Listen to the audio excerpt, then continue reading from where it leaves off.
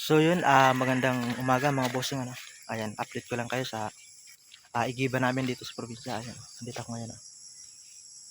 Ayan. Maglalakad tayo ng halos 3 minuto bago natin marating yung lupa na pinagbutasan. Yun, at doon kami kumukuha ng tubig. Ayan, na mahuhugas. At yung may inom naman, doon sa kabila naman na lote, kung tawagin. So ayan, puntahan tayo doon sa lote. Ito, may dala akong balde. Ayan, iigib lang ako ng pampaligo. So ayan, ayan, andito ako ngayon.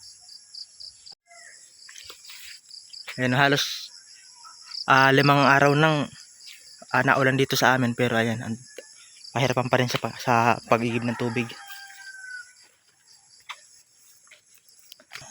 Ayan, nandito na tayo sa igiban namin na. Ayan, yung lupa na pinagbutasan at ginawa naming bubon. Ayan, medyo malabo yung tubig, pero okay lang.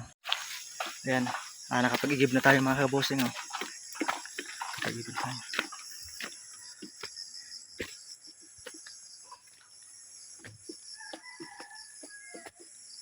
Ang problema lang dito mga kagala, kapag mabigat yung dala mo, ayan, hindi ka makapaglakad talaga ng mabilis kasi pwedeng madulas ka.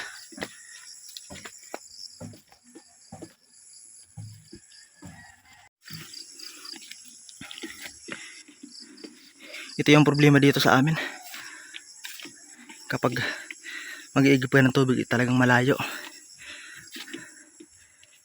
Meron naman malapit na igiban, kaya lang ganitong oras wala yung laman yung tangke. Kailangan kapag iigib ka dun sa gripo, gabi talaga, gabi ng madaling araw.